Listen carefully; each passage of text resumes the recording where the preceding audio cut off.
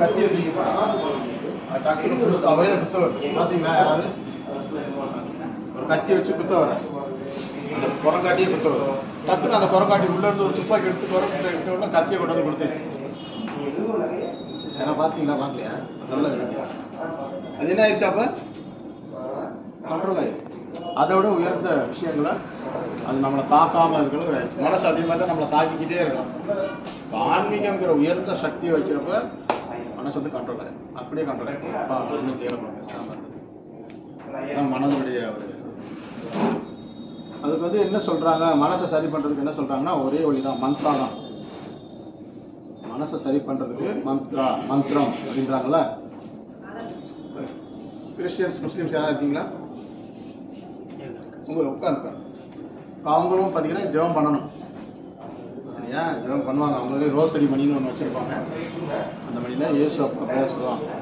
சரியா? முஸ்லீமுக்கும் அதே மாதிரி நிறைய பேர்கள் இருக்குது. அல்லாஹ்வுக்கு 99 பெயர்கள் இருக்குது. அது அவங்களும் ஜெபம் பண்ணுவாங்க. அவங்களும் மாலை வச்சு ஒரு குறிப்பிட்ட அளவு மணி வச்சுருப்பாங்க, ஜெபம் பண்ணுவாங்க.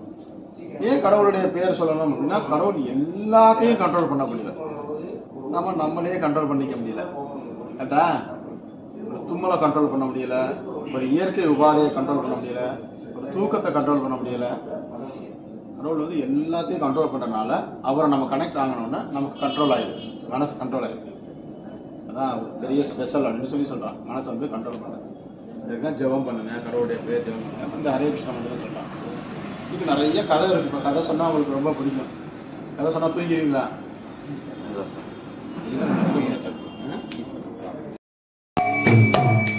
Hare Krishna, Hare Krishna, Krishna Krishna, Hare Hare, Hare Rama, Hare Rama, Rama Rama, Hare Hare, Hare Krishna, Hare Krishna, Krishna Krishna,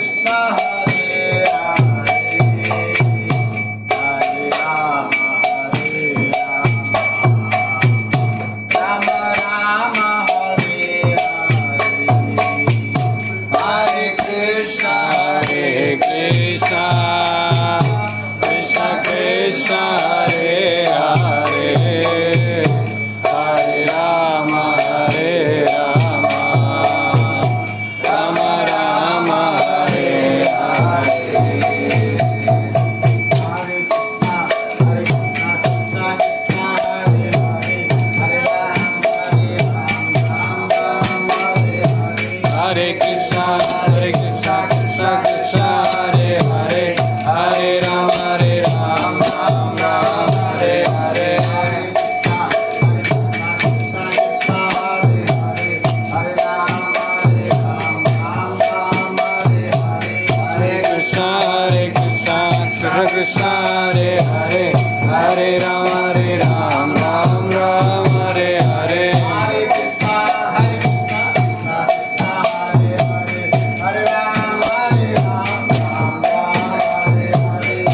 Krishna